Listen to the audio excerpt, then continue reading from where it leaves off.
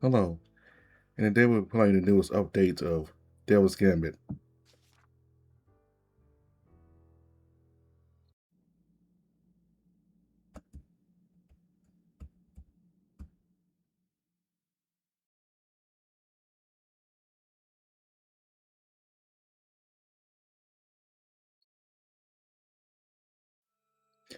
The expedition leaves the chorus of insects behind as they reach the rim of the crater in which rests the city.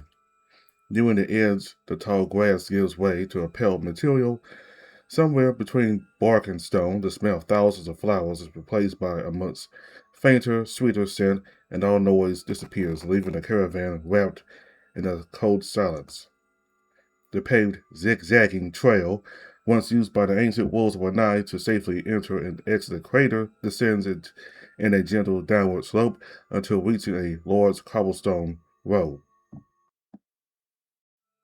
Despite the superficial differences, the road is made from the same hybrid material, halfway between wood and mineral, as the trail before it. The path forward is lined on both sides by posts and masses of purple vines, leaving their way clear to those seeking the forbidden city just a few kilometers ahead.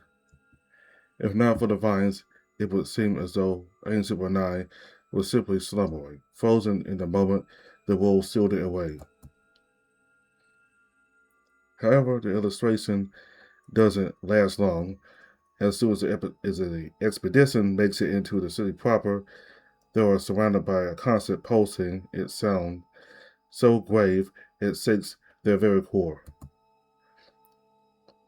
But it's when they witness the walls of nearby buildings moving and throbbing like massive organs, and the bark of nearby trees opening into countless eyes that the veil of their ignorance is pulled back. They are eavesdropping to the heartbeat of a hidden colossus. They sweat in and trod on its cut-out skin. The vines around the expedition awaken from slumber and stare. Be careful. There's glass scattered all over the floor. What the hell? The commotion rouses Silver from his unconscious state and puts him through the feverish state wrought by his injuries. He opens his eyes. What catches his eyes is not the tall buildings, nor the unnatural branches sprouting out of them and rising higher and twisting into spirals. No, what enraptures him is the silvering star above, enshrined within these spirals. He squints and looks around, finding many similar constructions, and as the worst of his fever wanes, he realizes his mistake. Not a star, but countless pieces of glass capping dozens of similarly twisted towers in ancient Brunei. Silva has heard before of Virgil-based magic traditions that develop ways to maintain spells for decades or even centuries. Recalling the large glass cube containing a rune in the Duke's museum, he realizes that one in the many scattered ones here must have been an attempt at preserving a spell, one they thought would help keep the eye at bay, most likely. And cast in glass, the rune would be preserved for centuries against the intemperies, with no need for anyone to step into the city to replace any decaying artifact. But after the breaching of the seal 11 years ago, nature's hold of the city waned. Slowly but surely, the eye's influence reached for the runes coiled around them.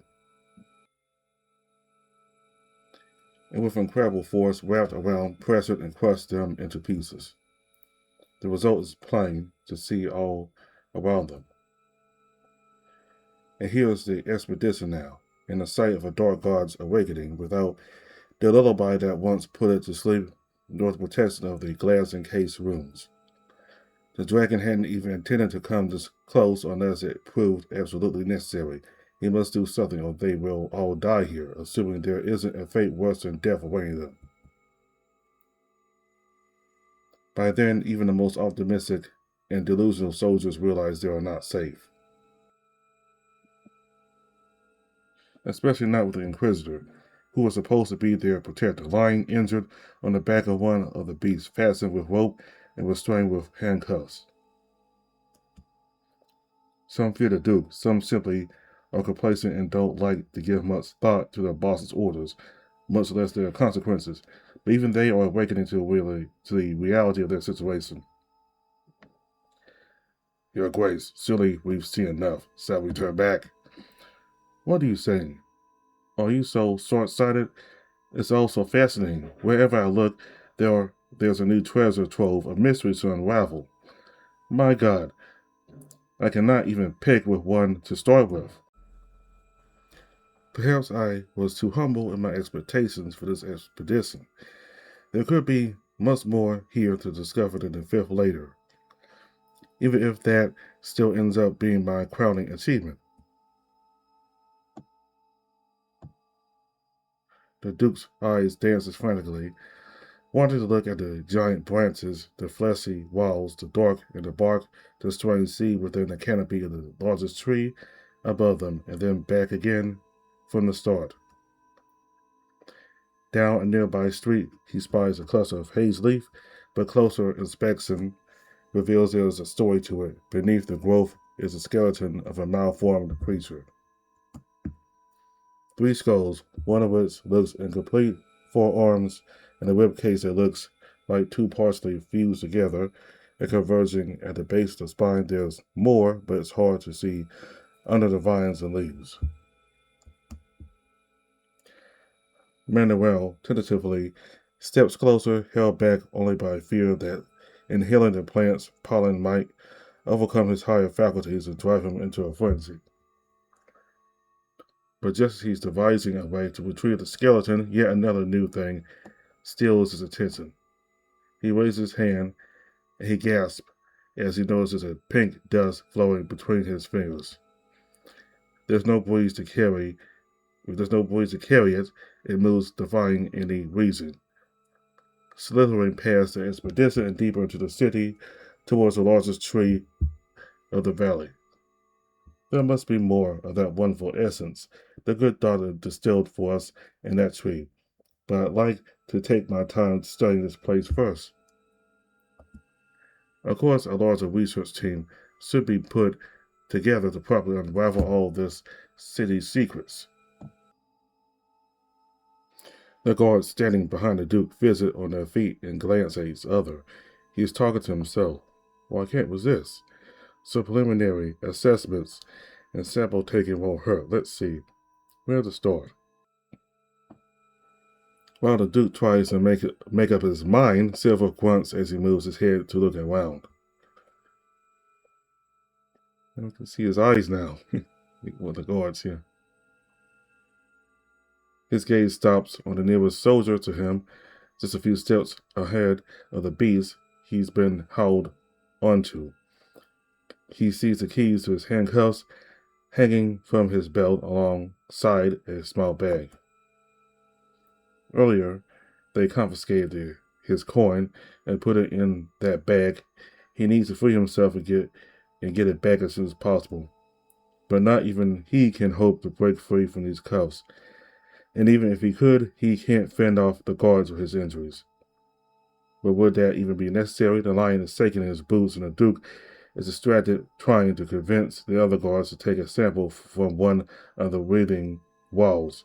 This is his chance. Hey, you. The soldier jumps and points his spear at his nose. Besides, being glad he's so afraid, Silver doesn't react. You're smart, are you? You already know this isn't going to end well. Quickly, while they are distracted, free me. No. He looks towards the Duke, but says nothing more. Good, he's thinking about it. Go any deeper and you won't come back. If you have family, you will never see them again. Not that they'll live for long if the dark god awakens. I could put a stop to this. You know I'm the only one who can. The lion grits his teeth, nervously checking that none of his fellow soldiers are listening or looking back at them. It takes him a few seconds, but slowly he begins reaching for his key. Silver lets out a sigh of relief. A sudden crunch, followed by a scream, makes Silver's fur stand on end. Both him and the lion turn towards the noise, and the latter's jaw goes slack. One of his fellow soldiers is standing centimeters away from a building, blood running down his arm and falling in droplets near a a pickaxe by his feet. At first glance, they think the thing coiled around his arm is a snake, but just a second later, they see it's not even an animal. It looks more like stone, no wood. The moment the lion had gotten closer to get a sample of the weaving wall, something that looked like a branch had sat out of it, piercing him through his armor and the palm of his hand. He had quickly tried to pull away, but the tendril had wrapped around his waist, pulling him closer before coiling itself up his arm. Each turn, each squeeze is accompanied by the sound of bones breaking and agonizing screams. Before the others can even understand what's happening, it shoots into his mouth, coming out of his neck with growls. The soldier goes limp. The soldier goes limp. But what truly throws the soldiers and even Silver into terror is the realization he's still twitching. He's still breathing. He's still looking at them with pleading eyes, while his fellow lions is foolish, or perhaps crazy enough to drop his lance and step forward as if he could still be freed or saved. The snake pierces through his hard necks and then shoots towards another soldier and another. The Duke's eyes don't show fear even for an instant, transfixed by the beauty of the creature skewering them one by one, even when even when his turn arrives.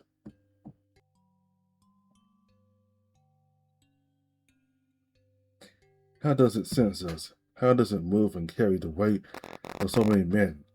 How does it feed? These or many other questions run through his mind, and blood gushes out of his wound. Manuel and the others are lifted off the ground, the now several meters long snake circling around them before lunging at their limp but still living bodies. It shoots forward faster than the eye can follow, piercing them again and again. Silver is at a loss at first, but as the snake twists into knots and brings the bodies closer, he realizes what's happening. It stitches them together, fusing them into something new. It's turned them into compost so that the eye may grow new life. Hurry! That shout tears the lion next to him, and the few other survivors out of their shock. The soldier falls to his knees as his trembling hands retrieve the key to free Silver from his shackles. The others cut him free from the rope, hoisting them to the beast.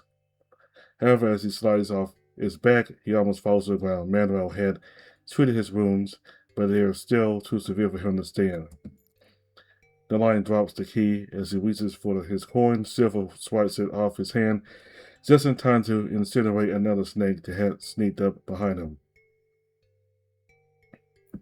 We need to move now. It's not only the snake or the monster stitching together that threatens them, but the city itself as it awakens. The floor beneath them tremble, buildings in the distance crumble, and the massive branches they witness on their journey begin to stir.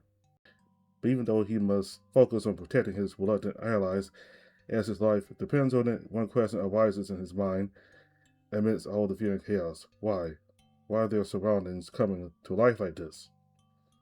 Is the eye so close to awakening that simply disturbing that wall with a pickaxe was enough to produce this response? Silver doubts it. He had expected something like this to happen if Manuel breached the eye's chamber, the tree at the heart of the city he assumed. Perhaps that assumption was incorrect, but his gut is still telling him otherwise. However, there's no time to dwell on the present. He must focus on survival.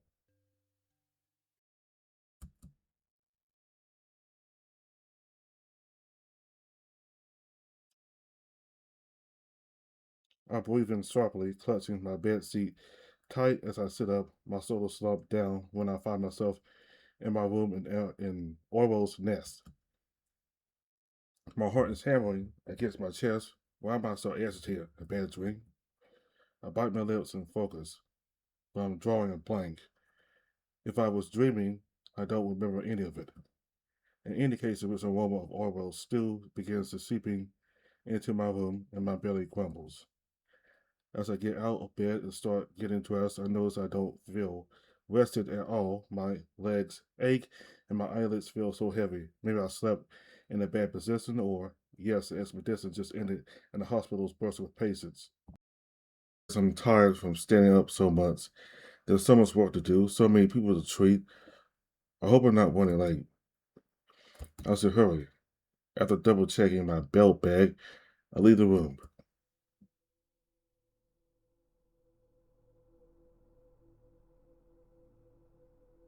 You pass the threshold into the hospital. A sweet yet stinging scent fills your nostrils. The receptionist waves his hand without raising his eyes from his desk. Lying on the bed before you is a wolf with a mangled leg. A fracture has twisted the limb in an unnatural position. You put a vial to his hips, and with practice, perfection, you set his body straight. For every illness, you know the remedy God intended. You know the remedy God intended and how to make it. For every cut, there is a type of stitch, and you have practiced them all 1,000 times. But even back then, under your father's saddle in Oblon, your fingers already moved by themselves as you stitched your first cut. You cannot remember your first patient's face. The oldest ones felt special once, but now they blur together. But you remember his expression somewhere between surprise and relief. You turn back to your father, who observed with frowning eyebrows and hands on his waist. He nodded. Are you paying attention, Hunter? Well, yes. You're so airheaded lately. He always said that. You wonder if he did it so often because there was something wrong with you, after all. The first time you heard him say it was that one summer in Oblon. Before then, you had only seen him a few times when walking hand in hand with Aunt Nora.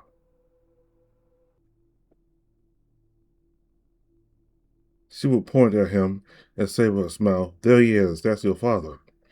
Sometimes he'd spare you a glance, sometimes you'd pass by him unnoticed. But once you became able to string sentences together with ease and follow instructions, he knocked on the door. Aunt Nora shouted and screamed at him, but by sunset he was dragging you by the hand to your new home. You remember sitting in a dark room, watching the brewer's flame flicker under a flask. The substance within was opaque and it swayed ever so slightly. He was sitting next to you, as you remember, but all you remember is the outline of his coat, in the dark the shape of his muzzle, and the flame reflected in his eyes. He glanced at you and pointed towards the now bubbling substance. He reached out, and the moment the tip of your fingers approached the hot glass, the tiniest sparkle was created in the space between. Up to that point, Father must have repeated that same moment hundreds of thousands of times.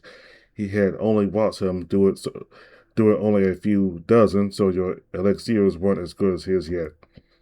But he'd make you watch and then do it yourself again and again, until you touched the way he did, until your hands were warm until your hands were warm the way his were, until you could heal or break the way he did. You asked me why I come from. Well, you asked me where I come from. It all started when you began going to church. School wasn't good enough, he said. You required more specialized education. You spent much of the afternoon reading and copying texts with the priests. A child's handwriting was of no use to them, of course, but they allowed you to stay because Father covered the cost for the ink and paper. But one day you overheard the priests talking. They were comparing works, talking about talking about which ones they were the most proud of. How odd it was to hear them talk with such passion about the ink that made their exceptional calligraphy, flourishes, or the inventiveness of their illustrations. Thinking about it, you realized you weren't proud of anything you'd written. It wasn't because of a lack of skill. Had you become a scribe and continued doing this work for decades until you could copy and adorn books flawlessly, you wouldn't feel any less empty. You merely watched, with your eyes absorbed what was in front of you and let your nerves transform the information into empty motion. There was no meaning to that movement, no emotion behind it. However, whenever you executed it perfectly, be it by enchanting elixirs of writing, the tension in father's brow would dissipate. That was a sign he wouldn't remind you of the pain his hands couldn't inflict, that he loved you. And that was good enough. You should have been content, happy knowing that someone loved you. But watching impulse somehow latched to your chest and began eating away at it. An ache that intensified every time you looked at the complete page of a manuscript, causing a hole in your chest to grow larger and larger over time. You could have, should have, waited it out. You had a feeling that it would disappear over time. The more father taught, the more he made you spend time with grandpa, the more you understood that you have a very complicated life once you grew up. One that would leave little time and energy for the little problems, including this one. But you were young and naive, Hector. The afternoon, almost at sunset, the last remaining priest dismissed you and dismissed as he went to the neighboring room to close the windows. Left alone with the writing implements, you saw a chance. You didn't think of the consequences. You grabbed some parchment and, not caring for the pieces of charcoal they gave you to practice, you stole a quill and in a bottle of ink. You figured they wouldn't notice. Instead of going home, you shoved everything in the sack you had used earlier that day to bring some apples, and then you hurried to the forest to bury it under a tree. Father chastised you for being late, but attributed it to your slow wits, none the wiser to your crime. When you went into your room that night, you giggled. It wasn't joyous, but poisonous. You had outsmarted the most intelligent man you knew, and even those fools back in the church. That said, finding a moment to go back to the tree was difficult. Father thoroughly managed your time to guarantee your education was coming along well. The brief moments when he was out of town to answer the call of wealthy clients was the best time for you to sneak out of home, sit down by the tree and write. The first time you had no clue what to do. You considered making a list of all the smells you knew of Oblon, but it sounded boring. Besides, Father had plenty of books that went in detail about smells. You wanted to create something more unique, but you had precious little time, and the longer you stared at the empty page, the more you felt like a hand was squeezing at your heart. So in the end, you began writing about anything, whatever came to mind. You wrote about a little badger boy living with his kind aunt. Long ago, bad men had injured her, and she couldn't walk well. So her nephew had to hold her hand when they went outside and help her with chores, but he didn't mind. They spent their afternoons together while she cooked dinner, always talking about the rain and snow, the bugs and the flowers, the little badgers, friends and their adventures by the creek, all sorts of things. She was kind and gentle, and she never yelled around the little badger. Well, there was that one time, but she hadn't yelled at him. But the story made you sad. And you started crying, so you wrote about something else. You had only ever heard of the big cities that existed beyond the humble Oblon. You imagined what it would be like to be an aristocrat, to eat caramel apples and wear silky, fresh clothes every day. You enjoyed imagining the adventures of the Inquisition, of which you barely knew anything about except for the fact they brandished swords and fire to fight demons. Speaking of demons, you also had no idea what those were actually supposed to look like.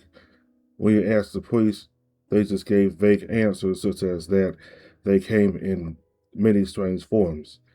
All you could gather was that they didn't look like badgers and probably also not like any of the other species in Father's books. So you just filled the blanks yourself, large monsters standing twice the height of Father, with 6 arms and many, many heads, long tails spanning the length of 2 adult badgers. Eventually, you got bored of writing about the Inquisition, and your focus shifted to the demons. You passed many afternoons with your belly on the grass, just hanging, well, just imagining about the different forms they could take. You even ended up stealing some charcoal so you could draw them, then change their design if you weren't satisfied or had changed your mind. Soon you replaced the bag with a small box Aunt Nora gave you. She was curious at your sudden interest in it, but didn't question you. It kept its contents much safer. You used it as a make to do. It kept its contents much safer, and you used it as a make do desk. You had very limited time to play under that tree, but over time, those few hours became days, then weeks. As time went on, you became more cunning in stealing from the church. You couldn't just steal another bottle of ink. They were bound to notice them going missing. Instead, once you ran out of ink, you washed the empty bottle in the river to get rid of the smell and then sneak it into the church. When the priest went to close the windows, you'd steal just a little from one of the filled bottles. That meant you needed frequent refills, but this way they never noticed your mischief. They also never noticed one or two pieces of parchment disappearing every once in a while. You doubted they were keeping a close eye on the charcoal. Now that you needed more of it often, he also grew more adventurous. While you never got along with grandfather, you didn't notice he tire himself and go take a nap after getting in an argument. Whenever he was babysitting you, you wowed him up so he went to sleep and you could sneak out. You didn't write for long, out of fear of him waking up, and doing this always earned you another scolding from father. But you had already heard all the stories of his past and were numb to them. What mattered was that once you were by yourself in your room, you went to bed with a smile. Thinking about the city, inquisitors and demons made you even slower in your studies too. It ate through the attention that was meant with the elixirs and the books he wanted you to read. Many times he punished you in consternation or theorized that you had inherited that woman's intellect after all. But he didn't care as long as you could write. As long as you could write, he didn't care. But then one day, the seasons had passed, it grew colder by the day. Still, father had left town, and you had a few days to truly dedicate yourself to writing.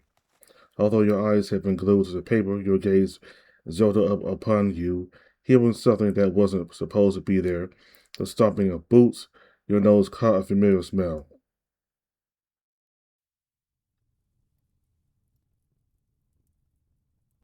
You stood in front of the fireplace. It was dark, the fire illuminating the contour of your legs. As you looked down, there were repetitive sounds of paper being crumpled, followed by crackling fire, as if the hungry fireplace was asking for more. Although your eyes had been glued to the paper, your gaze jolted up upon you hearing something that wasn't supposed to be there. The stomping of boots, your nose caught a familiar smell.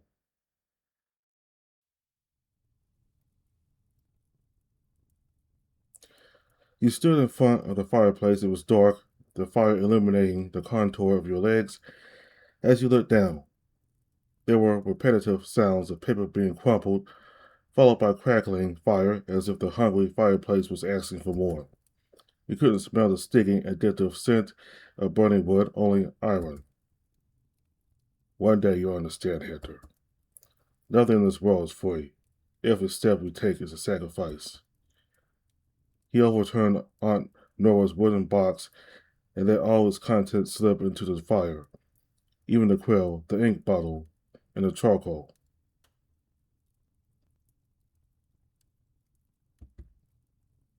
Then, with a disappointed sigh, he threw the box too. Our lives are built on top of other people's sacrifices, their lives, their struggles, and as we move into the future, we must follow their steps. Your grandfather did it. I did it. I gave much of my life to be where I am now. There are so many things I wanted to do, but I didn't. all to remain on the good path. Your mother gave her life for you. The moment you took your first breath, she took her last. I don't think that was meaningless. That was a lie. You already knew her grave didn't exist because you had searched for it. For a long time, you wondered if this man was your father, then who was your mother? One day, a few months before, a doubt gripped you by the throat, the possibility that she died when you were too young to remember it. You had to go check, so you ran to the cemetery. And at the very least, you didn't find anyone who died the day of your birth, or shortly after, so you knew it was a lie. But you didn't question it, you just accepted it. In a few years, you would repeat this lie to Kagan, almost as if you had believed it, because it was easier to accept that any other truth you could imagine. In the moment you accepted his words, you felt me, standing, standing in front of you on the hungry fire. Father's words became fuzzy as you raised your head to look into my eyes, into the flames they reflected. You took my features in, my face that was like yours, my hands that were as practiced and taken care of as yours, my bleeding nose. The only difference was in our eyes. Mine were just like father's. Meanwhile, yours were dark, empty. The life had been hollowed out of them. He stared at me in silence.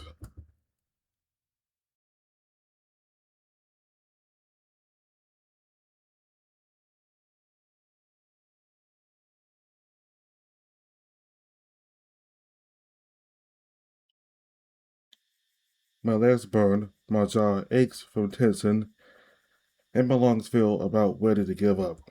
It was early in the morning when I split up from Celia, and while I can't tell the position of the sun right now, the sky had grown darker. Sunset must be an hour or two away at most. This constant cry of the bugs drowns out even my heaved breathing and threatens to bring forward a piercing headache. But as most of my body complains, I can't stop, not after what I saw when entering the valley. The thorn walls, masses of roots and spikes left behind to block the way the Simons once used to flee the valley, had been brought down. That told me everything I needed to know. Had to somehow, I have no idea how, let Silver pass. Then either something happened to Silver or the Duke managed to betray him. I cannot imagine an inquisitor like him would ever let anyone come in contact with the eye otherwise. So I can't stop wondering, no matter how much it burns. Wine, too, is silent, focused on what's in front of us, although I sense him focused in different spots of my vision every once in a while, probably looking for signs of the expedition or anyone who might have run away from it. That is to say, for signs of Hector. He passed through the eerie exterior of the valley and dived into its twisted entrails. There's no time to behold the strange sights of the strange sights or the strange forms of life dwelling within it. Still, my heart begins beating faster once I process our surroundings. We already knew the eye's influence was leaking out of the ancient Lanai, but we hoped what remained of our rituals would be enough to keep at bay. And yet the leaf burning festival and our other communal rituals have changed over the centuries, and in doing so lost most of its power. The shows are replaced in the amphitheater every year after the Great Lake Games works well, but looking at all this, I doubt even that would have been enough had this corruption reached the town. I hadn't realized how weak and pathetic our resistance to the eye had become. It fills my mouth with a bitter taste. I only hope putting the seal back in place can fix this or at least stop the spread of this corruption. But my mind goes blank when I catch a glimpse of ancient Renai, all the distorted wildlife around us. goes silent and the silver spreads through my entire body. The presence, the thing flowing through my veins and felt in my chest, lets out a cavernous growl. The giant tree releases a deep, rumbling creak. It's then that I notice it looks almost like it's starting to tilt to the side. Is it growing, or is something underground pushing it upwards, uprooting, uprooting it in the process? I don't know what's happening to it, but it must have to do with the eyes awakening. With a huff, I continue running, but I don't make it far before something else stops me in my tracks. The moment I see a band of lions further down the slope, my hand leaps to the invisibility circle, but it's already too late. They are running away from the ancient city and have already caught sight of me. Most of them are missing their usual helmets, giving me a good view of their panicked faces. They are heaving just as much as I am, but out of fear rather than exhaustion. One of them has a trail of drool running down his face and can't keep his shaking hands away from his chest. But most importantly, two are helping the Inquisitor climb the slope. Out of everyone, Sifo looks the worst. His clothes are in tatters as if the mouth in his belly had jumped out to bite at something, and he's covered in blood-soaked bandages. Still, his eyes are as sharp as they were the day he burned the hazily plaguing the amphitheater. It's only when my mind goes there that I finally register that they are covered in soot reeking of bitter smoke. My eyes travel up to the city as it sifts and convulses. They caught they had to fight their way out of here. Wine groans. Not only we haven't run into the person we actually intended to find, meant the one we truly will rather not.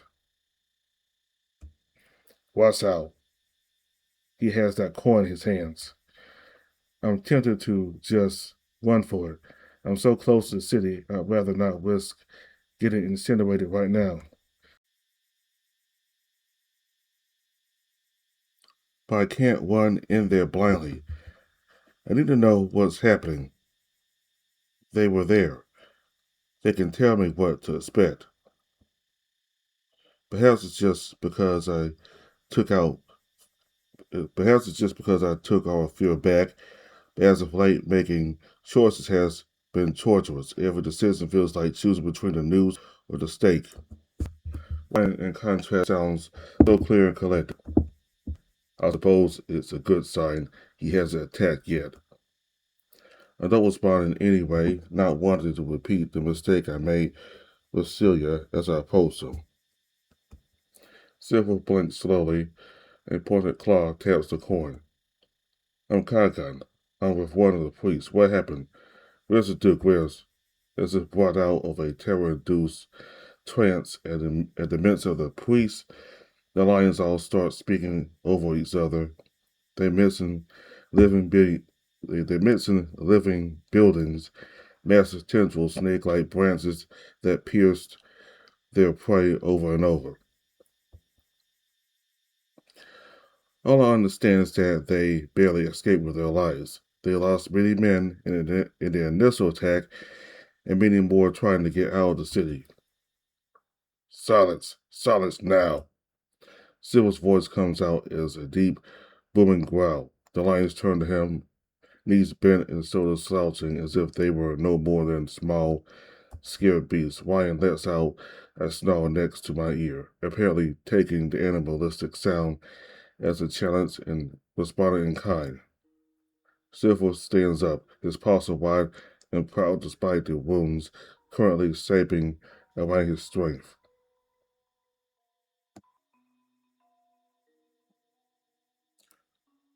Took your time to show up, Avatar. Or do you prefer Simon? Either way, I've been looking for you all over the place. He's not being coy, and if my experience with Celia is any different to go by, I don't think he'll appreciate my fading ignorance. I only caught Celia's interest because she mistook me for another easy prey to add to her order, but Silver figured us out from the start. Having seen his memories is not so surprising in retrospect. We are kindred in a tragic sense. The first and only time until now that we locked eyes was back when he burned the Hazley. Standing in front of the amphitheater, he watched my head poke above the crowd. It feels like he's been on my trail ever since. Perhaps he saw a little of himself in me. Considering that he too is oversized even for a dragon, and looking into my history only strengthened his belief.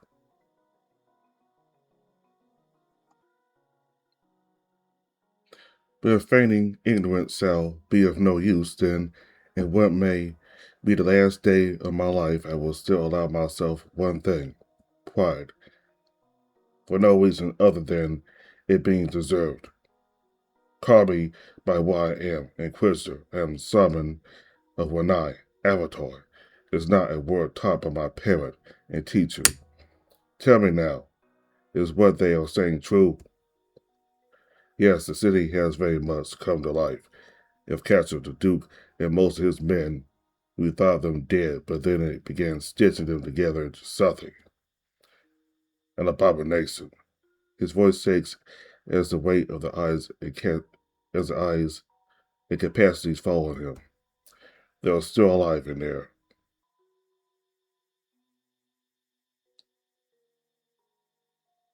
We feel it somewhere in the ancient city. Even now the Duke drags his men to ruin unimaginable. Though I feel no kindness for that fiend, I find pity towards the fools he brought down with him. I hope none of them were friends with Ricardo. Then, they didn't make it to the ice chamber? No, strange, isn't it? I close my eyes and try to picture what's going on, but wine is quick to bring me out of it. And Hector, I don't know, he ran out somewhere when these gentlemen betrayed me and ran their spears through my back. One of the lions approaches, hands trembling and fidgeting. He did run towards the city, but there's no way he survived, right? I'd be unlikely. Well, it would be unlikely, yes. There's a but in his eyes as he looks at me. My lips part ever so slightly as I lower my gaze. Could Hector have reached the eye all on his own? It's hard to imagine, but if Manuel and his men didn't, then he's the only one left. But why? Even if he reached the city alive, it's hard to imagine any sane man would take refuge in that massive infected tree. Once again, the pieces on the board move on their own, entering a state of utter disarray, and yet, as I watch them slide all over the place, it feels as though something's missing. Or maybe I am the one missing something. I turn to Ryan, expecting to find him sad and confused, but it looks as though he's deep in thought. Is he seeing something that I'm not? Syphilis' booming voice pulls me back to reality. Tell me, are you here to stop the eye? You made a very unwise decision about breaking the Duke and his men here. Inquisitor, I'm here to clean up the mess you made. Syphilis seems to be beyond questioning my intentions by now. He knows he can't fix this by himself, and doing nothing will only guarantee our doom. He'd be a fool to turn down any help, even if he has to bite down doubts and suspicions to accept him. And even if things didn't go according to plan, I do hope he had realized that all I wanted was for the Duke to live. That all I wanted was for the Duke to let the valley be. Despite my gloating, I don't know how to fix this either. The city itself is attacking intruders, and now there may be a monster fused for the Duke and his men, roaming its streets. How are we going to reach the tree? If Silver was in good health, and if I thought I'd help, we could do a suicide charge to try and reach the Ice Chamber before everything kills us. We need to place one of the statues in there to repair the seal. But it's obvious that won't be possible, not like this. I doubt even the invisibility spell can help me. I need to be channeling the eye's essence, which I suspect would give away my position. If we're going to do this, then we need safe passage into the city. How are we going to deal with those tendrils, and what became of the Duke on top of that? The abomination will be a challenge, but the tendrils shouldn't be an issue. Now that you've appeared, we have a fighting chance. What? I don't even have my axe with me. Axe? Well, I don't have magic fire. I don't have fire magic like you, so what else will I use? He waves a hand in my direction. You're an avatar, a summon, or do you not understand what this entails? He opens a hand upwards as if feeling water run through his fingers. He brings it up. Then he glances at the mouth and his belly, now exposed from his clothes being in tatters. As you can see, we're not so different. We may hail from different parts of the world, but we're both avatars. Both I joined the Inquisition when I was still in the clutches of my dark god. Its domain would react to me, to my will. I would write bottled messages which would, without fail, travel incredible distance to reach faraway shores, as a wisdom too. His expression darkens then, his gaze traveling down and remaining there this time. When I wished for company against all odds, a ship was led astray just so its passengers could reach me. Even animals, even the people who gave their full devotion to my God, all bent to my will. It started with the people of his code obeying his every.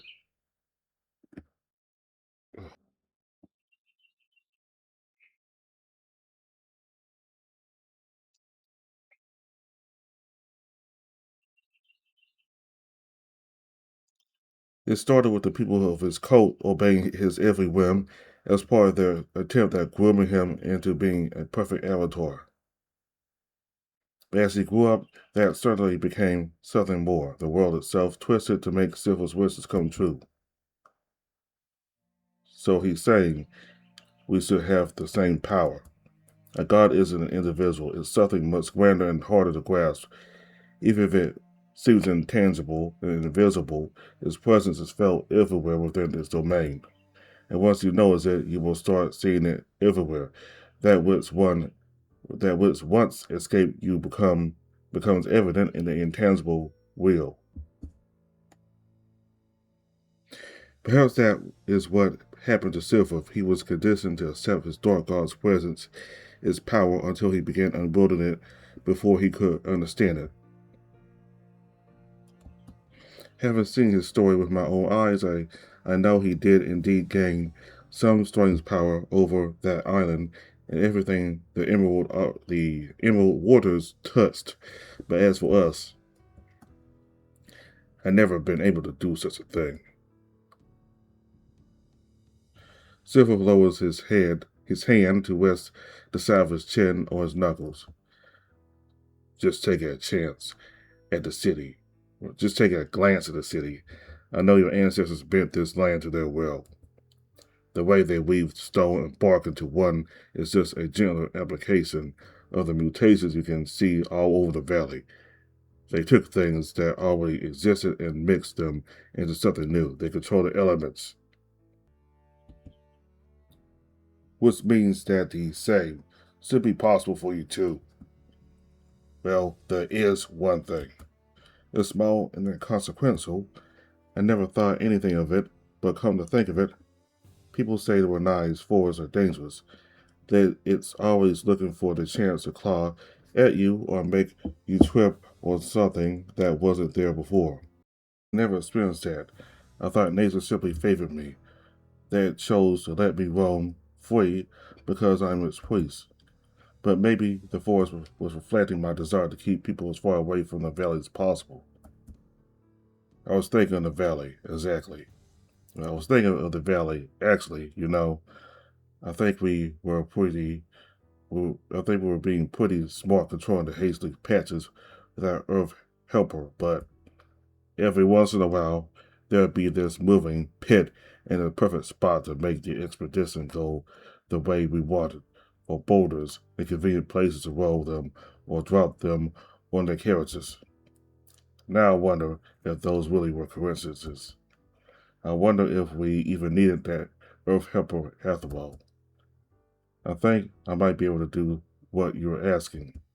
Good. There remains yet stand a chance. How odd. I never thought an Inquisitor would encourage me to use these unnatural powers. That is the way of nature, isn't it? There's no better way to kill your enemy than turning it against itself.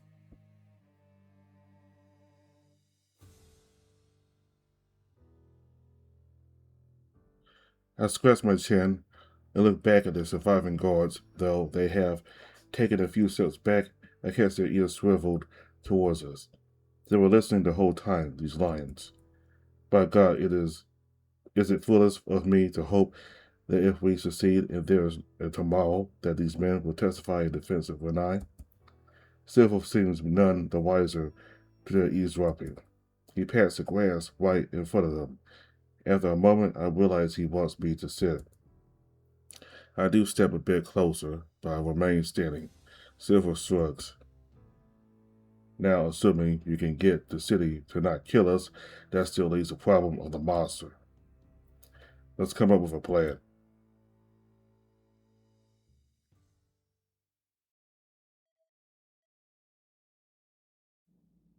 By the time we start descending into the city, Silver has recovered enough of his strength to stand on his own. I don't really want to lend him my shoulder, so I'm glad he doesn't ask me for it. The lions weren't willing to tell, well, the lions weren't willing to come with us, silvering and almost at tears at the mere thought of returning to the city.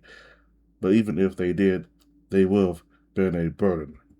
Instead, I told them to make their way to town, that by now the townspeople should be making their way to the valley as well. They'd be safer with them. Silver raised an eyebrow when he heard me say that, but didn't press the issue beyond confirming that the townspeople would play a necessary role in mending the seal. The descent becomes eerily quiet as we leave behind the cacophony of the valley. Silver isn't being his usual chatty self either. Only Ryan's voice fills the silence as we descend the serpentine trail. I wonder what's going to happen to Renai after this. For now, it's silent enough I feel I can afford concentrating enough in his voice to respond. Are you asking to? Are you asking because of Silver? Kind of. I didn't like that look when he learned the villagers are coming here. I don't know if he's planning to do something about it or if he's worried someone else will.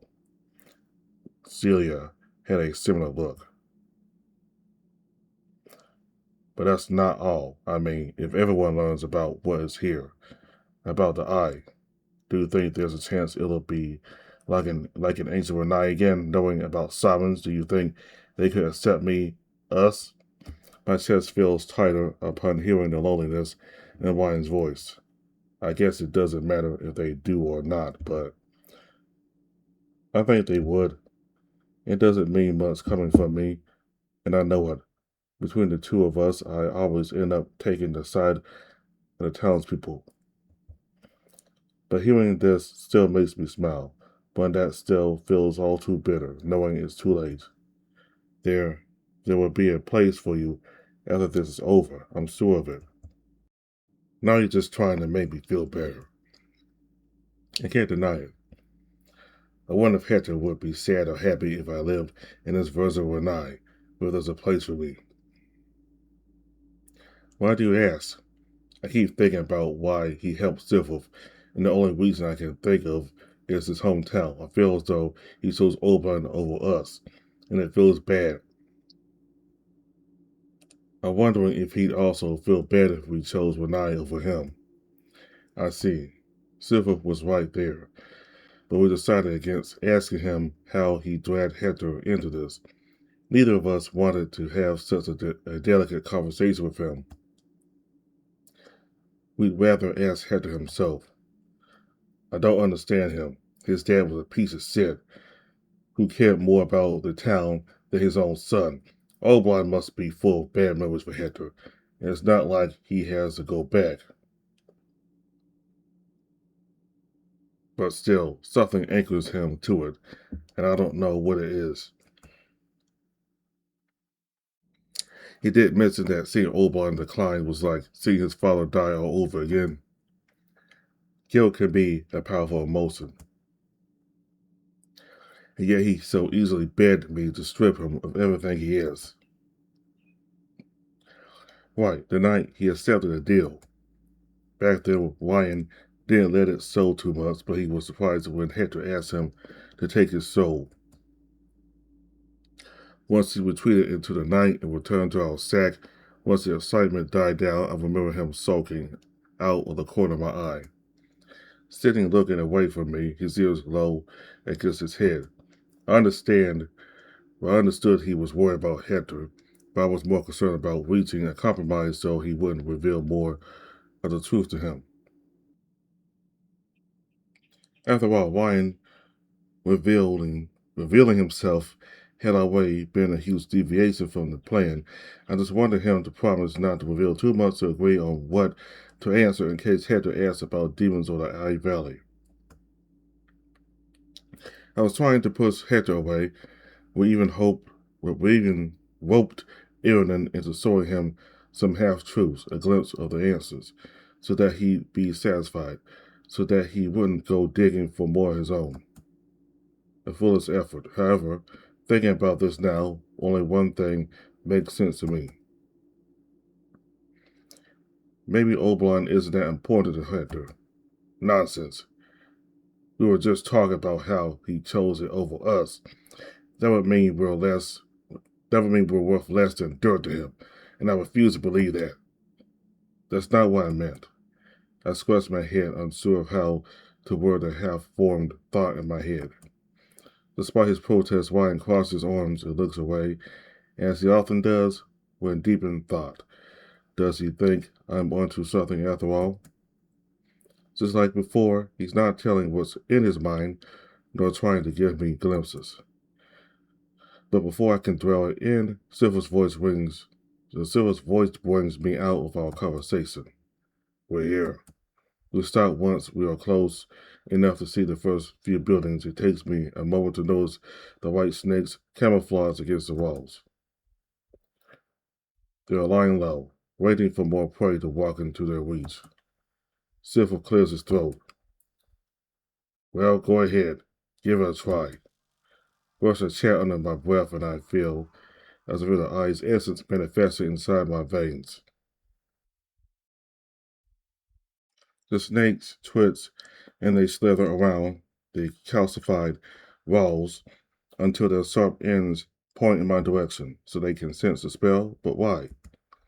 I take in the sight of the grand street in front of me before my eyes move to the artery-like growths of haze leaf. I never witnessed a growth so saturated with corruption, and yet they don't seem to emit the frenzy-inducing pollen. Instead, the pulse carrying something within them is not a dark god's essence despite its color, but it's close. Could it be blood? I close my eyes and focus. It's faint, but something's reaching us from deep underground. It follows the same rhythm as the pulse running through the haze leaf, a heartbeat. The tendrils reacted to my channeling right now, or to be precise, to the moment I began purifying the eye's essence. As if they felt it, should I assume they possess nerves, or at least something similar? Bone, flesh, and nerves. Then those breathing walls covering some of the buildings may be an attempt at skin. Whatever the case, the city is not alive. The city is not only alive, but its connection to the eye is so powerful, it reacts to its essence being purified. The entire place has become like an extension of the dark god. A dark god surprisingly similar to us, considering how closely its body resembles ours, or at least this part of it does. So the invisibility spell will be useless after all. Silver sighs when I stop chanting, and the magic dissipates, saying, that would have made everything much easier. I'm trying your method next. I take a deep breath and look at my hand. In the past, Silver's control over his surroundings seemed to be a reflex. It was something he did automatically. But there had been moments of him being purposeful, such as him getting the island's ants to devour each other. I should just not think too much about it, pretend it's like moving a finger or like breathing. Holding my hand out, I close it, imagining the tendrils moving alongside it. Nothing happens. Wine is right.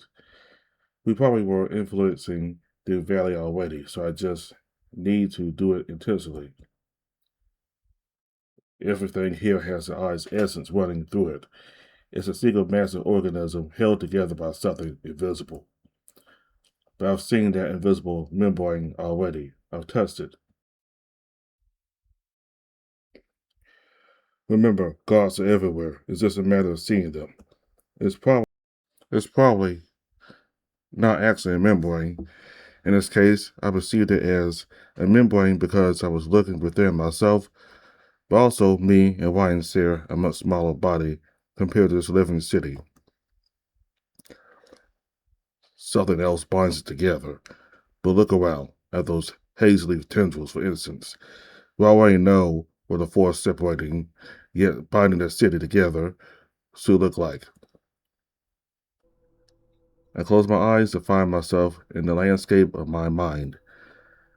Beyond my hand, I can barely see it. Purple threads floating in the void. They are so faint I need to restrain my sight to sense them. But when I do, my hand creeps towards it, and softly as to not lose concentration, I pluck the string. I know the tendril I touched must have moved, considering Silver gasps and takes a step forward. Is it working? I think so. Can you keep it from moving? Furrowing my eyebrows, I strike the string with my claws, but all I do is push it one way and the other. That's not enough. It is then that I feel Ryan's hand on my shoulder. He takes my hand and guides it away from it, and to somewhere under us is a mindscape, below the earth. We follow the heartbeats down and down, searching for the source of it all. I'm pulled into the black earth, surrounded by an endless maze of purple threads. The deeper I go, the more I start to see that they are tendrils pumping fluid towards the surface, and at the bottom of the abyss, which we are quickly approaching, rests an all-consuming dark sun. But it's alive. It perceives me. It stills ever so slightly to follow me as I fall, and terror sets in as the instinctual fear of being hunted is triggered. We want to look away, but we can't. The moment we avert our gaze, it will leap and consume us. My shoulders fall and rise with more intensity until I notice it's not just from panic. I can't breathe. It feels as though I'm buried deep within the earth. The pressure around me compressing my ribcage, bones creaking to the point they're about to snap. I open my eyes with a gasp. Silver looks at me, perplexed. I saw the eye. At least I think that was it. Were you able to do something to it? No, it was too much. I turn from him back to the city, and my eyelids grow narrow when I notice a purple glint running along the center of the tendrils. No, it's not just the tendrils. Then purple threads populate the walls they emerge from, connecting them to the soil and to the thing resting deep below. The city's entire circulatory system has been laid bare to me. With a shake of my head, the vision grows blurry and fades away slightly. What is this? I hope we could reach the eye and do something to it so it would stop the tendrils for good, but that was too optimistic. We're still just summons. We can't oppose our patron god so directly. But the vision of its essence remain. Perhaps this will grant us passage. Wine is the one who extends his hand, this time putting one of the tendrils between his fingers and shaking it around before trying it into a knot. Silver raises an eyebrow. What are you doing? Experimenting. Give me a moment. I close my eyes. Ryan, do you think you'll be able to keep us safe? I don't think I'll be able to walk and do it all and do it at the same time. Of course, there's two of us for a reason. Besides, now that I've witnessed the eye, this is pretty easy. Left and right, left and right, up and down, up and down.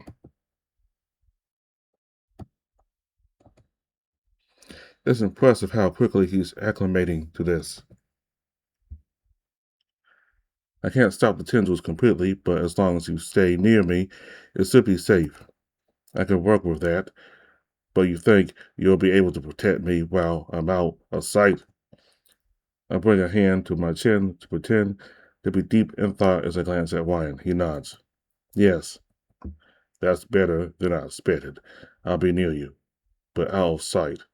I'm in a rather delicate state, so I need to catch the monster off guard to slay it. If he can even slay it, none of us is certain it's possible, but we can only try.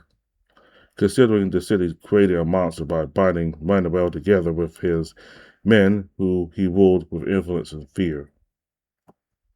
The monster created during the Eye's first awakening is said to have been bound using the world's devotion towards the dark god.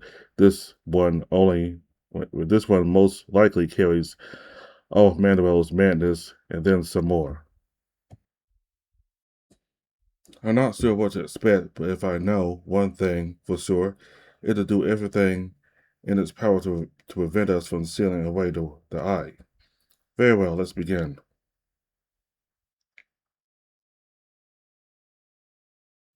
I keep my eyes wide open as I sneak through the city's desolate streets, fascinated and watchful of any potential danger in equal measure. Walking among these towering buildings, for the first time in many years, I feel small.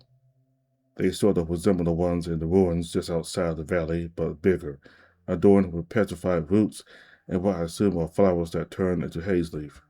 It's hard to swallow that my ancestors used to dwell somewhere so grand. It reminds me a little of how Orwell described his own hometown. And yet, it's hard to imagine anyone ever lived here. Everywhere I look, I find evidence of the eye's touch, and all I have to, and all I have for company are the tentacles occasionally slithering around me, and the heartbeat that grows clearer with every step closer to the tree. I can't sense any threat other than occasionally stepping around the remnants of a shattered glass tube. Nothing impedes me from walking towards the center of the city. Part of that is Ryan keeping me safe, but I would have expected to run into whatever became of Manuel by now. Could it be that they did not survive whatever the eye did to them after all?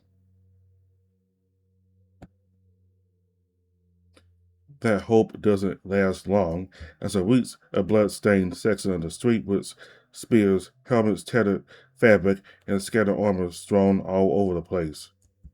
Despite all signs of chaos, there's no lion or beast corpses in sight. We're getting rather close to the tree by now. I can see its roots from here, bulging out of the ground.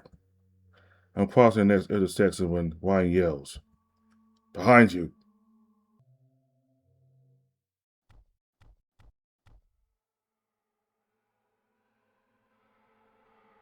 My heart stops at a sudden rhythmic thumping behind me.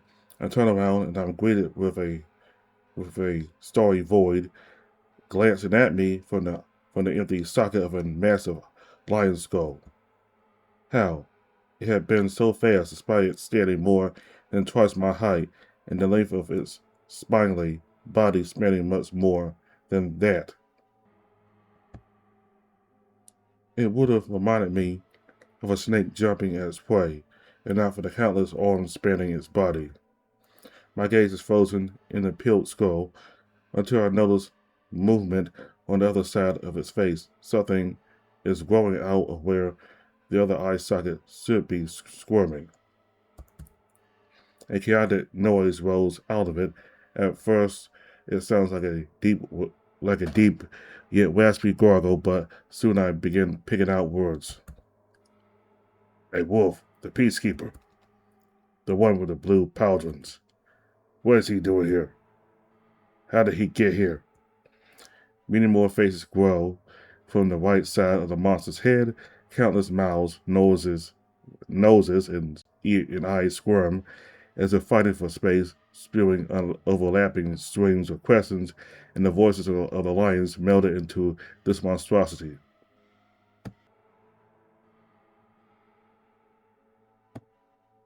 But there's an undercurrent to their voices. Under every sentence, there's another voice, one that I immediately recognize, and yet I shouldn't be hearing. Even Wine tenses up, and for a moment, I think I see the tendrils in the buildings nearby twitch from him losing his grip on them for a moment. Leopoldino, it can't actually be him, but they are being made to imitate his voice. Suddenly, there's an even bigger gargle. The creature grinds its teeth, and one loud yet collected voice booms out. The peacekeeper. It seems the needles aren't attacking him. Fascinating. Could it be because he is a wolf? This place must only welcome his kind. The deformed faces gasp in amazement, spewing monotonous words of praise at Manuel's conclusion. It takes a breath as it inches closer, and I step back, frowning at it in an attempt to still my nerves. A disgustingly sweet stench hits me as a monster huffs. The mud wanted to keep me out of the valley. Always half-assing its search for the demon, thinking I didn't notice. And now it must be here to stop me. No matter, my men will deal with it. Step back, wolf. Hands where I can see them. Your Grace, we await your orders. His men, the ones currently fused with him, Manuel's personality survived the fusion, but he isn't aware of what happened to him. But running into the city by itself, what a foolish idea. It may be larger than the other wolves, but surely it didn't expect to overcome my soldiers. Even wild animals can be cunning when it comes to self-preservation. It couldn't expect to survive all on its own.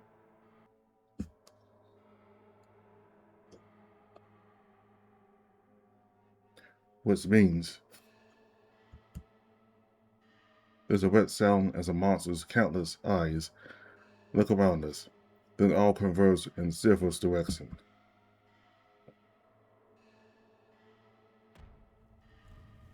A blinding light swallows the creature, followed by roaring gusts of searing wind and the stench of burning flesh.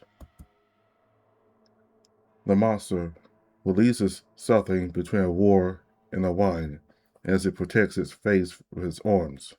I step back to avoid the fire and make sense of the situation.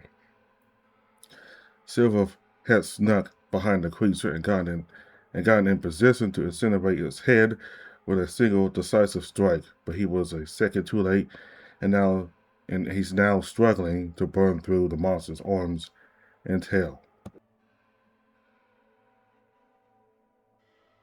His scales glisten from the layer of sweat covering him. His fingers struggle to hold the searing coin, and for a moment it looks as though he's about to fall to his knees. There's no way. We won't make it. Caddy, let me out.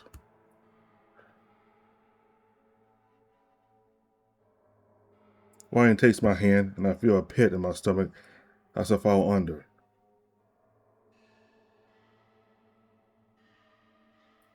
I open and close my fists as I raise them high. Then I hold them close for a moment, watching the sewing needles around us beginning to steer. Cargon is trying to hold them back, but he learns much slower than me when it comes to stuff like this.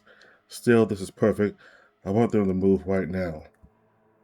I point with my left hand at Manuel. A needle shoots out from a nearby wall and coils itself around on one of the arms he's currently using as a shield. I raise one more finger and a needle pierces his bicep, tearing a wine out of him. Utterly confused, Silver spares a glance my way, and his expression only grows more shocked before he returns his attention to the foe before him. The moment I throw my left hand upwards, the needles tense and pull Manuel's grotesque form from Silver, throwing him headfirst into the fire. Shrieks and thumps fill the air as his form struggles. Not even a monster like him can survive a full blast of the Inquisitor's fire magic straight in the face. But unfortunately, Silver has already wasted most of his blasts. The flames he's spewing are still fierce, but it's nothing compared to the explosion from a few seconds ago. Manuel is starting to get up. I can try to restrain him, but with the flames growing weaker still, it's evident that we won't murder him this way. Clicking my tongue, I raise one more finger. What the? I giggle as the needle coils itself around the Inquisitor's arm and chest and drags him in my direction. What the hell do you think you're doing, you? His eyebrow furrows, not completely certain what he's looking at. Manuel's already on his arm and sprinting towards us. I drop Silver and drive the needle through the monster, tugging him to the side and driving him into a nearby building. A tower breaks and rubble rains upon him. We only see his tail weaving as he tries to get back on his countless arms. Your feeble flames will accomplish nothing, Avatar. Back off. I can see all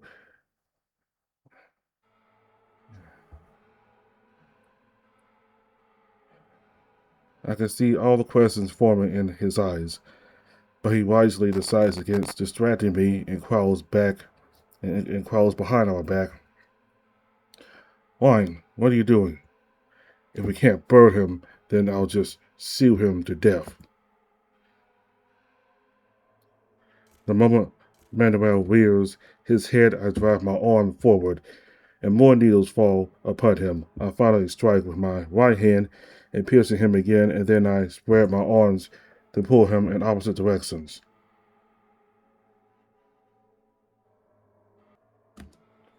Claw, slash, gauge, seal, pierce, and kill, and kill, and kill, and kill. I don't know if it's the power trip or the thought of finally killing one with Leopoldino's blood that has me giggling.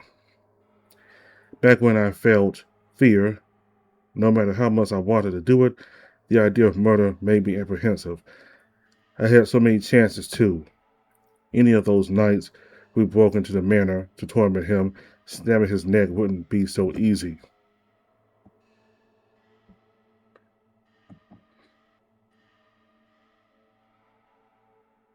Or I could have easily gagged him with his bed seat as he struggled to repay him for the pain his family caused me in these excruciating 11 years. But now I don't know what was stopping me. We should have done this from the start. I'm sure Caddy thought about it too. And now that the Duke's like this, it's even easier. Pulled apart by the strings, Manuel points the starry void of his skull at us. I know you. I know you. Oh? You're the devil. You're the one who got in the way of my expedition. Why, this won't. That's right. You should have heeded my warnings. Now look what has become of you. Interesting. The peacekeeper became a devil. Are you one of my father's cell checks? He said they were all failures, even the one who lived, but... My smile falls, but I don't grace him with a response. I pull the threads farther apart, but he just grabs them and begins pulling them out. I wonder, how many more times do I need to stab him to kill him? A few dozen more? Hundreds? Thousands? Can I even kill him before the eye fully awakens? I glance at Caddy, and the lack of confidence in his expression makes my heart sink. Manuel keeps pulling himself away little by little.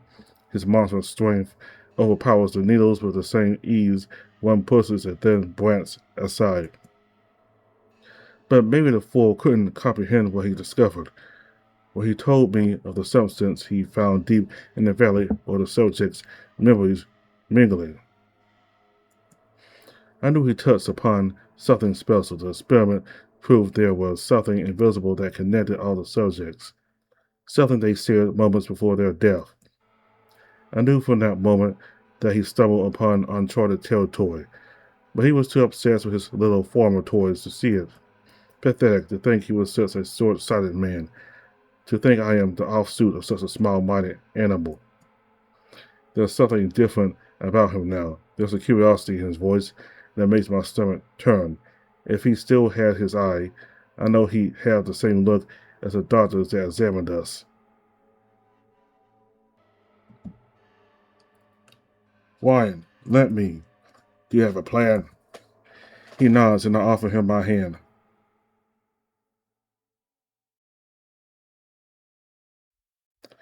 Manuel stops on his tracks with a purple glow. Our body changes back to Kagan. With cold eyes, he raises a hand towards Manuel and speaks. I can show it to you, the fifth layer. Bones rattle as Manuel tilts his head.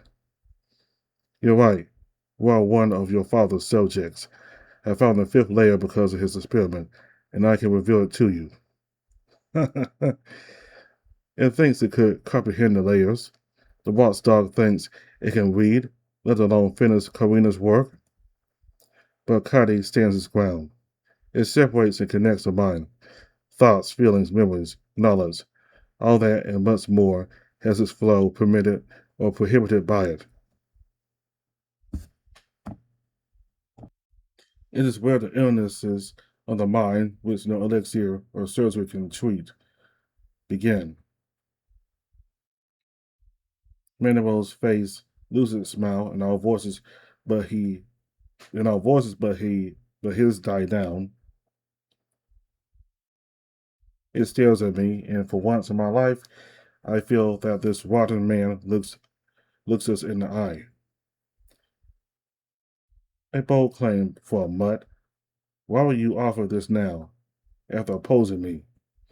Caddy is silent for a moment, but he's not a loss, but he's not at a loss for words or thinking. Instead, I can tell he's taken in Manuel's body in its full grotesque splendor.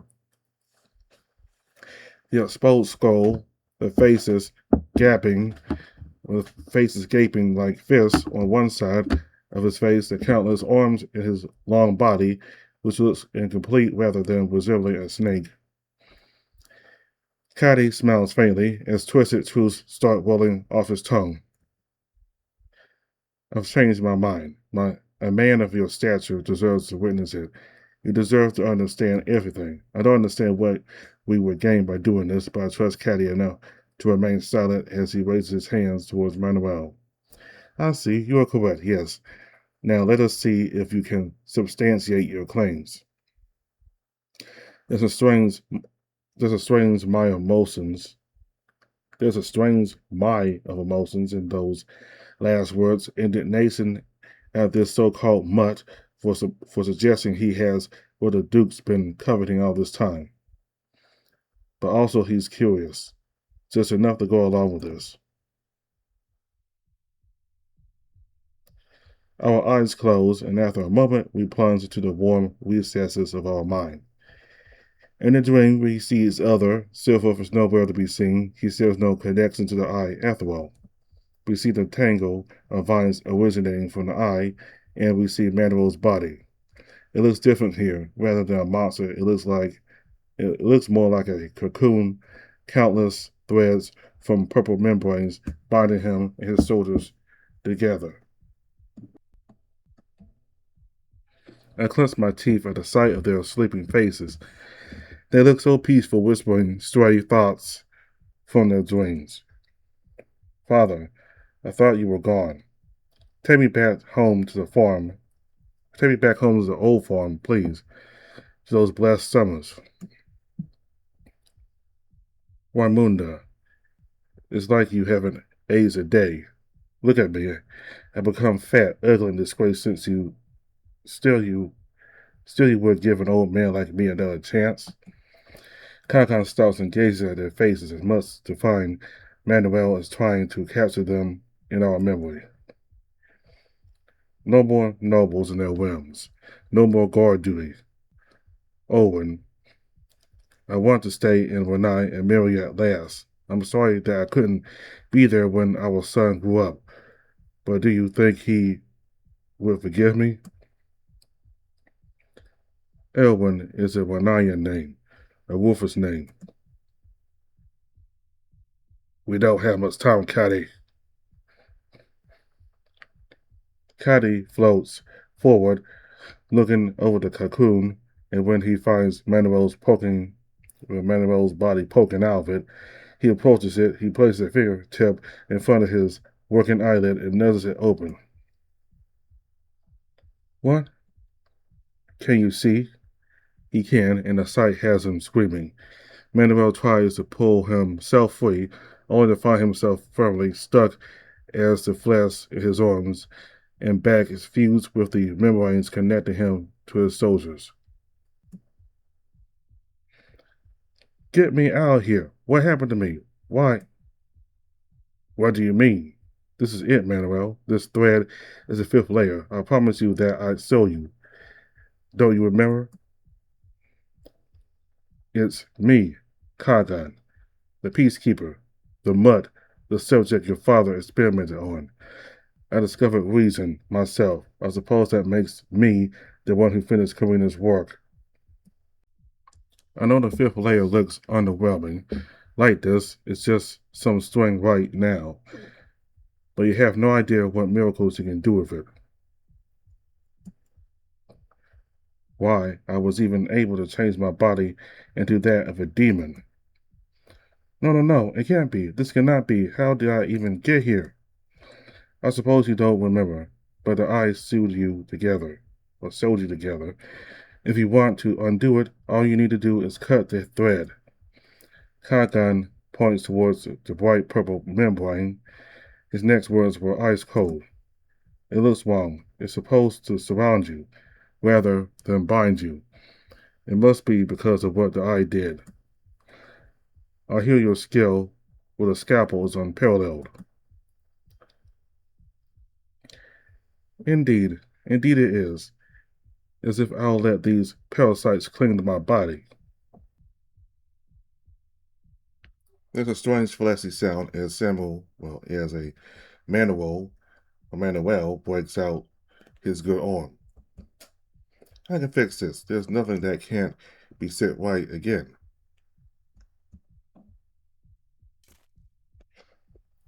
With enough ingenuity, the right instruments, the correct method. Despite his words, he looks more like a wild animal fighting for his life. He sinks his claws on the membranes, binding them, cutting them piece by piece.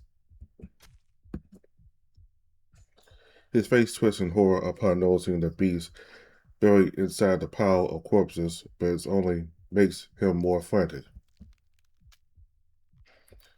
Red starts feeling the ocean that stops a few centimeters from, but stops a few centimeters side from Kagan. His own invisible barrier keeps the color at bay.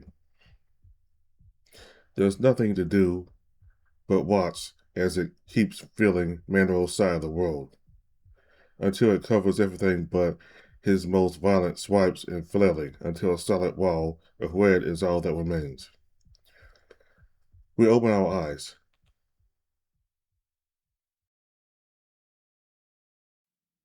Nothing remains. Well, that's not strictly true, but it's still the first thought that comes to mind upon witnessing the pile of meat in front of us. There's no trace of the skull, the arms, the countless faces, nothing, just meat. A pile of it taller than even myself. It doesn't particularly look like muscle, nor any organ I know. I suppose once flesh loses its all meaning, all definition, when reason is torn to shreds, this is what's left behind.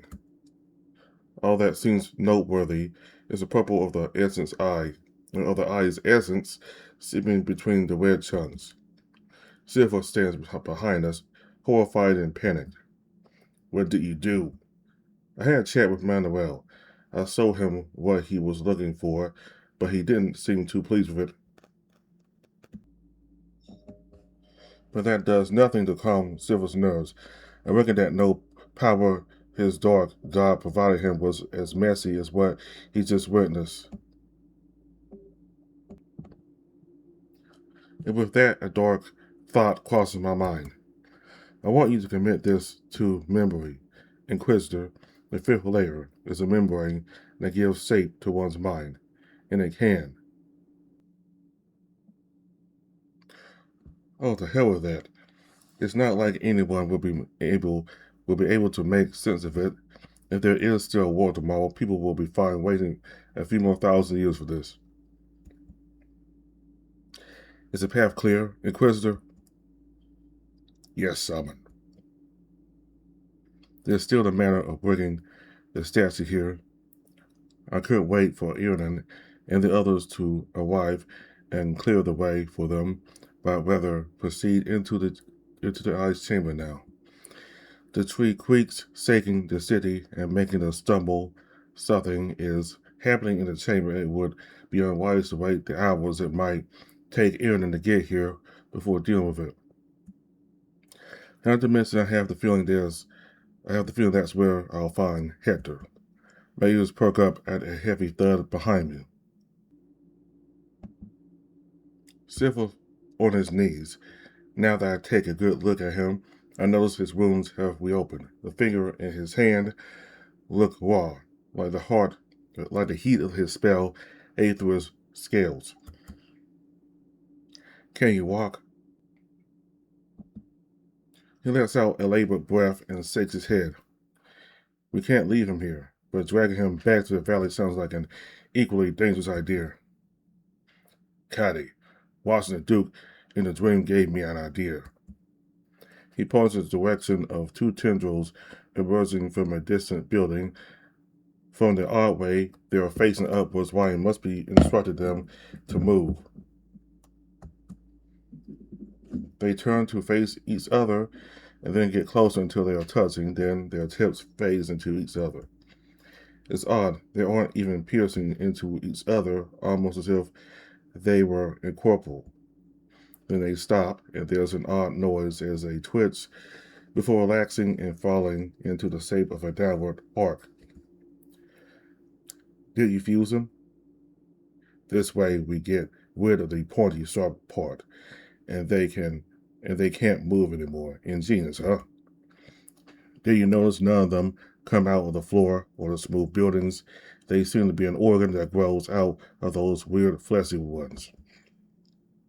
If I fuse them like this, Silver would be safe even without us around. Oh, my little brother is so prodigious. He never fails to surprise me.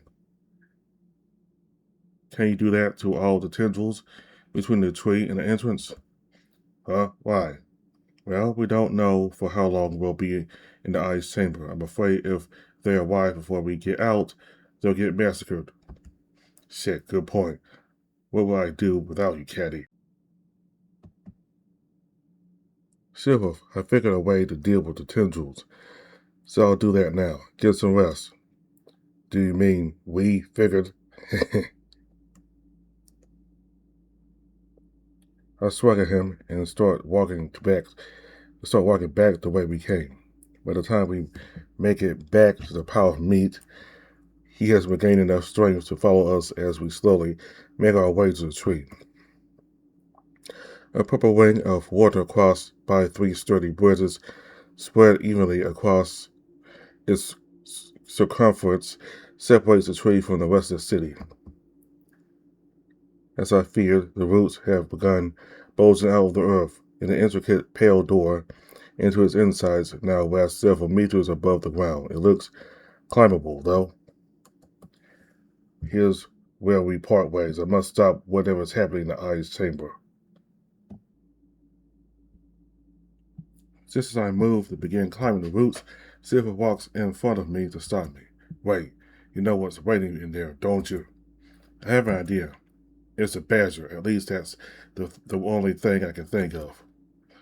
He was able to extract the dark god's essence using just some haze leaf. He knew about those thorn walls somehow. Odd considering we never told him. I had a suspicion that he might be special. Special how? Are you implying threat? Are you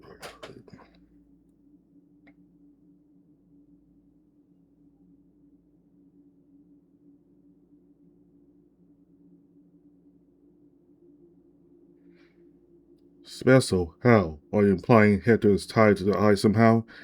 That's impossible. No, but neither were you, nor most avatars. He looks down his belly maw. I'm a special case. Are you implying that Hector has become an avatar? Not necessarily. All I'm saying is that he resonates with his place. Something about the eye pulls him closer. At first I thought he was just a truth poison fool like the Duke, someone who couldn't stop looking for answers where he shouldn't, doomed to fall into a dark god's clutches if given the chance. But the more I watched him, the more this pit grew in my stomach. By the time he opened that first gate, I had a feeling he was something more dangerous. I was keeping a close eye on him because the possibility worried me, but then the Duke attacked and we were forced apart. He was spirited away into the ice chamber, invited into it, even. What Silver is saying is reasonable. More often than not, people don't deliberately try to touch a dark god. Rather, it's the right combination of circumstances that makes that contact take place.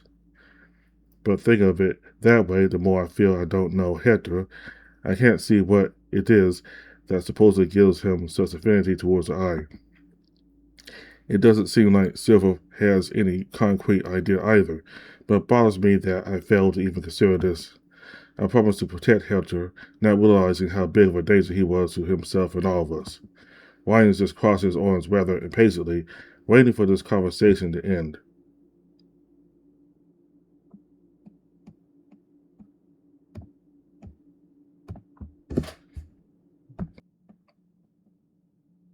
Curious. I understand. So, what's your point? When you're in there, it's possible you'll need to put him down. If it comes to that, please make the right choice. I've already made my choice. I know who will die today. Is that right? He steps aside and just watches as I begin making my way up to the door into the ice chamber. Where his fate, Hector's fate, Renai's fate, all of them will be decided. Not mine. Mine's already set in stone. Yes, I've already decided. I'm sorry, Caddy, but I don't know if I'll be able to help you. It all depends on what we find down there, but if I'm right, if it is what I suspect, then I'd rather plunge this whole world to oblivion than let you make this sacrifice. Let us step into the darkest pit of the Eye Valley then, outside of nature, into a realm of truth. Let us cast everything away until all that remains is your precious truth, dear brother.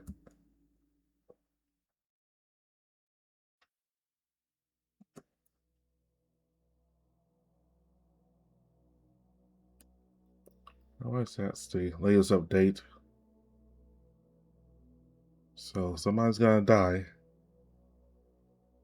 It seems though that one would rather have the world destroyed than to destroy Kadi or Kagan. So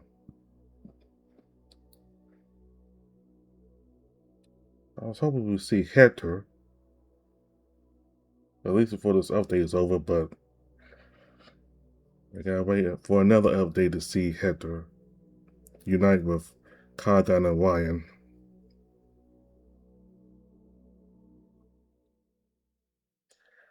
So anyway, apparently both Kagan and Ryan were able to control parts of nature. It's probably the reason why the dark god hasn't awakened yet. Like nature itself, the environment itself knew who they were, and the nature and the environment itself cooperated with them. So apparently they have some control over nature. And Surprisingly, it seems as though Silver was so desperate about the situation that he had no choice but to work with Cargon, the same person he's been trying to hunt for the past for a while now. He's been hunting down Cargon and probably trying to get him prosecuted, but now that he's in a dangerous situation, he needs Cargon, so he decided to be more cooperative with Cargon. So he is pragmatic in that sense that a situation if a dangerous situation means working with somebody that that you're against, that's what you have to do. So in the last update we saw Hector and what appears to be someone similar to Ryan appear. Just like with Kagan and got Ryan, his other self, you got Hector and this entity, his other self.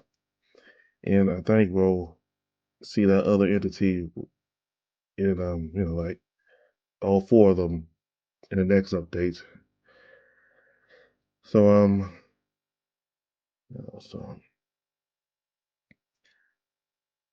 the voices that we heard earlier of Elgon, which Kagan said was a female wolf is his name, and the other person who believes that he failed Kagan and wishes forgiveness from Kagan. Could those be Kagan's parents? That might be his parents here in the afterlife. And apparently Mandarel was not aware that he was turned into a monster among all the other guards. He and the other guards were not aware they were fused into this entity. They thought they were still their individual cells, which is strange. So I guess something about memories being fused. So like your memory is still there, but your body isn't. And well, your body's fused with something else, and you're not aware that your body is fused with something else. Like you still think you're you physically.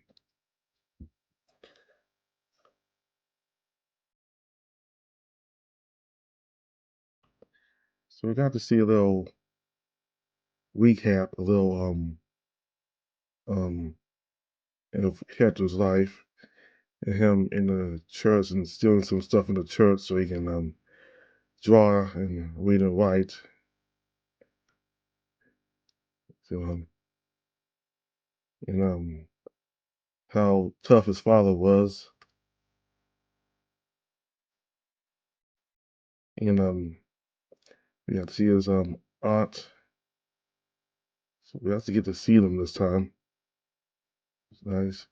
I was hoping that wouldn't be in most of the updates, so I sort of fast forward from that part to see if we would come back to the situation with the eye and Kagan and Ryan and Silverf, and indeed there was plenty more for them, so I decided to just play the rest of it because if that lasted a lot longer, that scene about Heather's past, if it lasted a lot longer, I might have decided to just put it off for a few more days of recording this, but I'm happy it wasn't too long. I'm happy it wasn't long at all. It went back to the main story. All right, so somebody's gotta die, and this story may not end on a happy note. Hector could die, Condan could die, Ryan could die, well, maybe Silver even. We'll have to see what happens. We haven't seen the townspeople yet, so I would like for a good ending with Hector and Condan and Ryan all alive together and them being able to perhaps be a thing, like a couple or a group couple, I guess, probably something. But that may not happen. So we'll just have to wait some more and see what happens. So thank you all very much for watching. Goodbye.